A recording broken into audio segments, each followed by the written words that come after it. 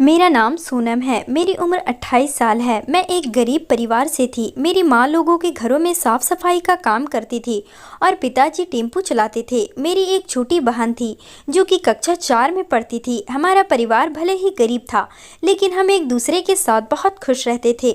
और क्योंकि मैं बहुत हसीन और मुझे बचपन में ही अपने बेटों के लिए टोक दिया था, लेकिन मेरे पिताजी चाहते थे कि मेरी शादी एक अमीर घर में हो जहाँ मैं रानी बनकर रहूँ।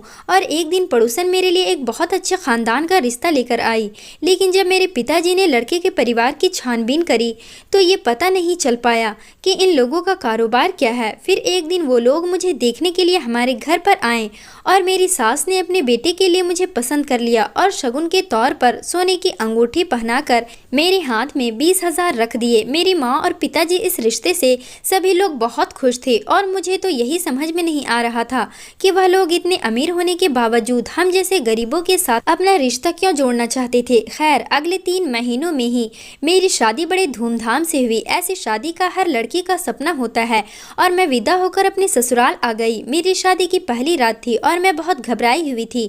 फिर मेरी सास मेरे कमरे में आई और मुझे समझाने लगी। उनकी बातों से तो लग रहा था कि वो एक बहुत अच्छी औरत है। और फिर मैं सोचने लगी कि मैं अपने ससुराल के बारे में गलत सोच रही थी।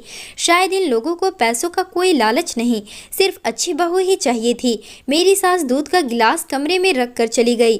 थोड़ी ही देर में मेरे पति विवेक कमरे में आए और आकर मेरे पास बैठ गए। मेरा घूंघट उठाया और मेरा चेहरा देखकर मेरी तारीफ करने लगे। और विवेक ने मुझे वो सब कुछ दिया जो हर पत्नी चाहती है।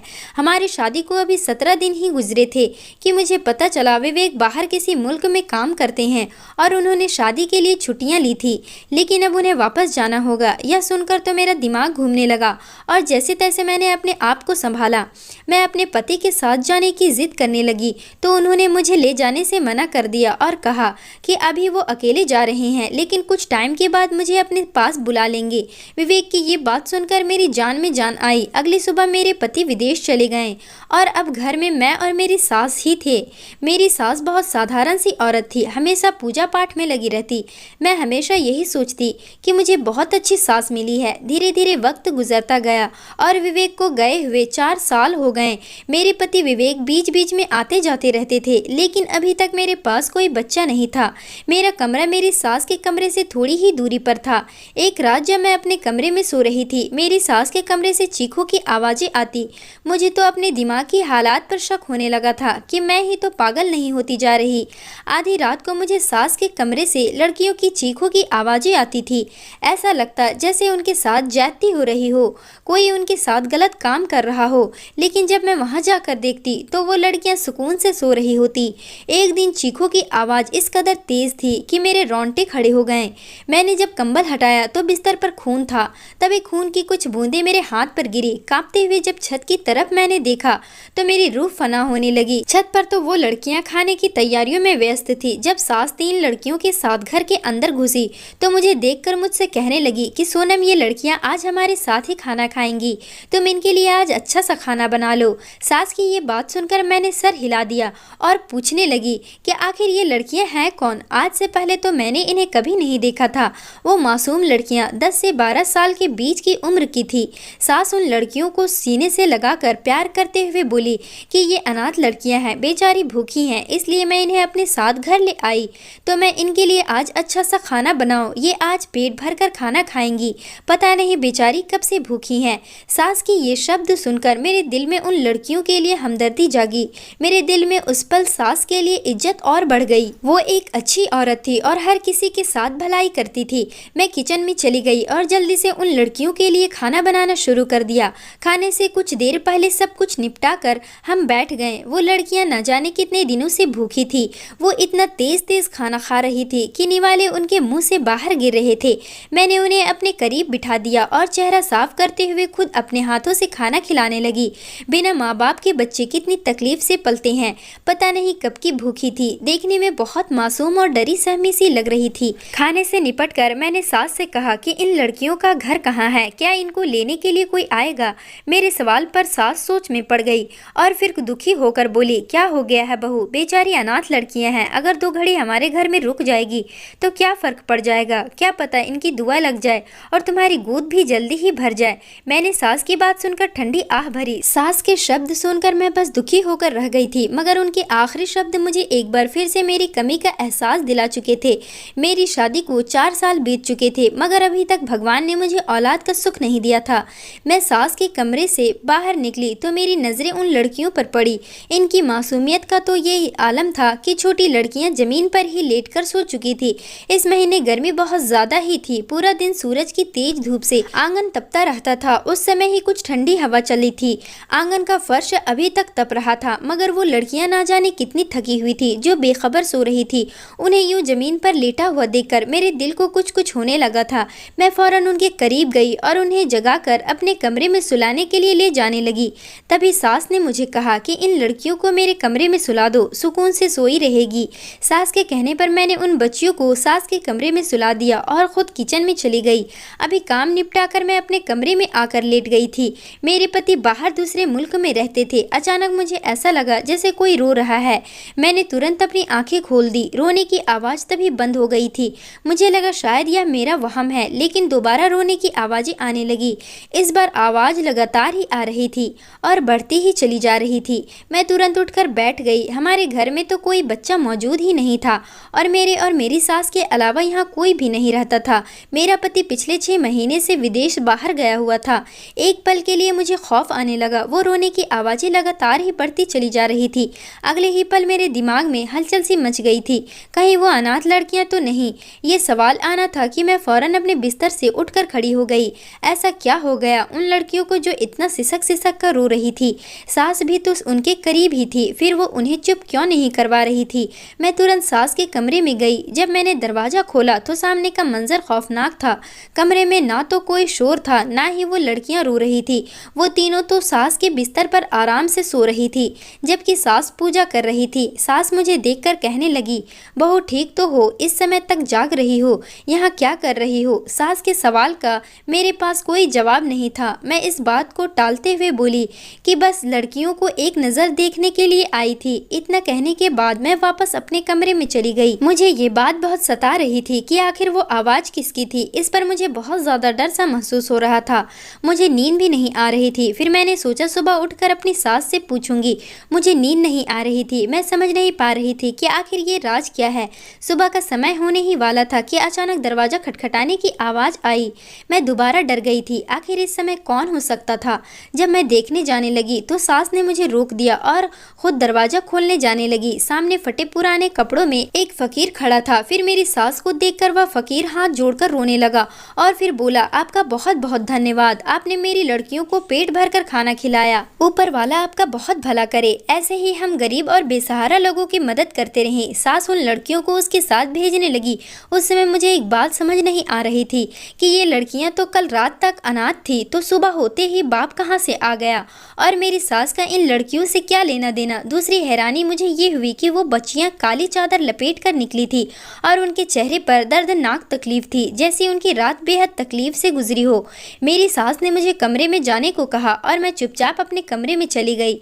सुबह उठते ही सबसे पहले मैं घर के सारे काम निपटा लिया करती थी। आज भी मैं सफाई के लिए जब सास के कमरे में जाने लगी तो उन्होंने मुझे तुरंत मना कर दिया।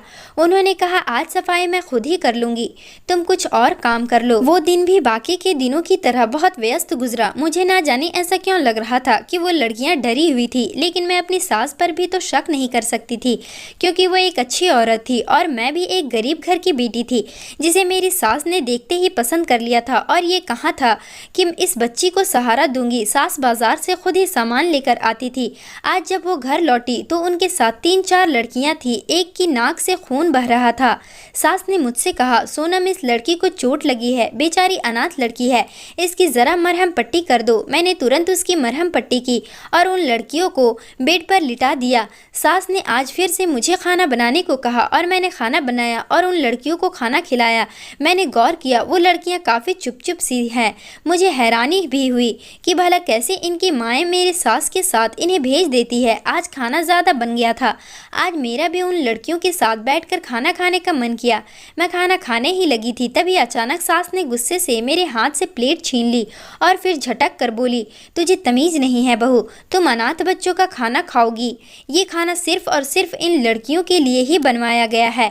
मैं शर्म से पानी पानी हो गई और किचन में चली गई।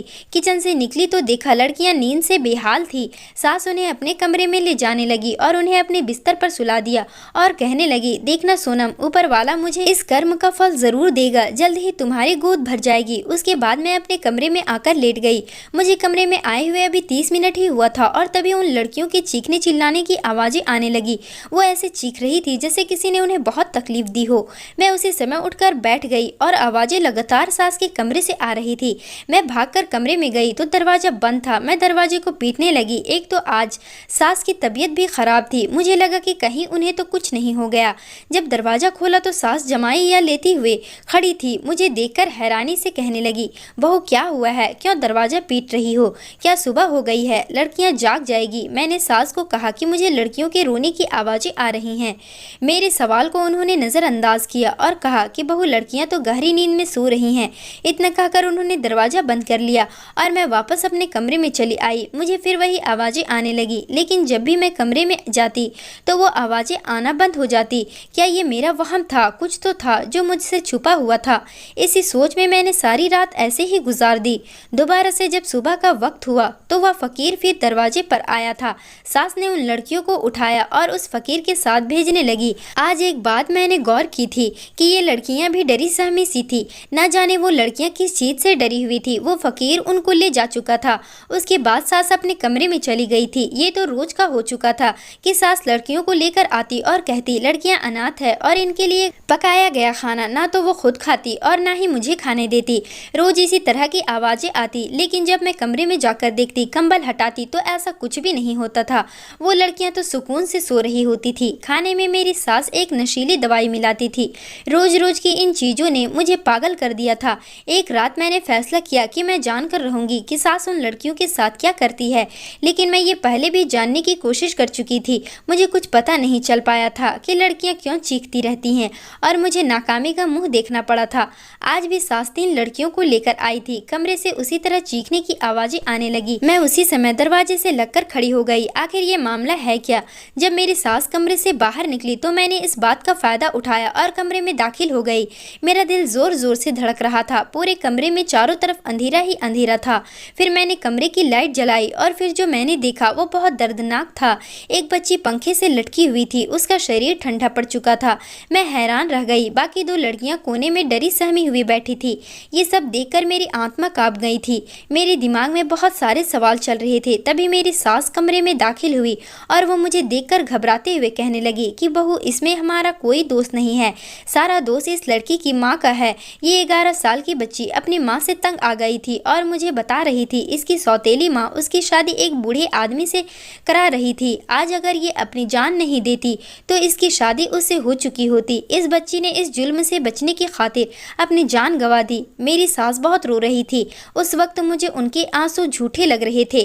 सास ने अपने मोबाइल से किसी को फ़ोन किया, तभी वो फकीर घर के बाहर आ गया। उसी वक्त मैंने उन लड़कियों से सच पूछा। जो कुछ भी उन लड़कियों ने मुझे बताया उसे सुनकर मेरी रूह तड़प गई। मैं खामोशी से सारा सच सुनती रही और अपने फ़ोन में उसे रिकॉर्ड कर लिया। वो दोनों फकीर उस मुर्दा बच्ची और तीनों को अपने साथ ले जा रहे थे। उसी समय घर के बाहर पुलिस आ गई। मेरा तो दिल जोर जोर से धड़क रहा था। सास ये देखकर चौंक गई। सास इधर उधर घूमने लगी। तभी पुलिस ने उन लड़कियों और उन फकीरों को पकड़ लिया था। सास ने भागना शुरू किया, लेकिन पुलिस ने उन्हें भी पकड़ लिया। उसे देखकर यकीन नहीं आ रहा था कि ये वही औरत है जो इतनी धार्मिक बनती थी। आखिर में पुलिस मेरे पास आई और शर्मिंदा अंदाज में मुझसे कहने लगी, मुझे खुशी है कि तुमने एक बहुत बड़ी गैंग को पकड़वाया है और इस बात का अफसोस भी है कि तुम इस औरत की बहू बनी। मैं अभी तक सदमे में थी। मेरी सास अभी भी मुझे धमकियां दे रही थी। मुझे यकीन ही नहीं हो रहा था कि मेरी सास का ताल्लुक एक ऐसे गैंग से था जो लड़कियों को अगवा करके उसके हाथ पैर तोड़कर उनसे भीख मंगवाते थे। सास जब भी बाजार जाती तो अपने साथ लड़कियों को पकड़ कर लेकर आती और खाने में नींद की दवा मिला देती थी, जिससे कि वो सो जाती थी। वो उन लड़कियों को मारती पीटती और धमकाती थी कि उन्हें कैसे भीख मांगनी है।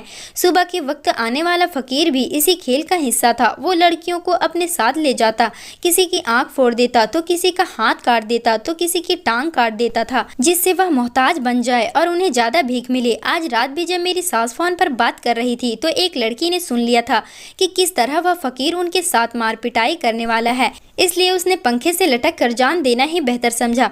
मुझे अभी भी यकीन नहीं आ रहा था कि यह मेरी ही सास है जो ये खेल भी खेल सकती है। दोस्तों, उम्मीद करती हूँ आपको हमारी कहानी पसंद आई होगी। कहानी पसंद आई है तो वीडियो को लाइक करें और चैनल को सब्सक्राइब करें।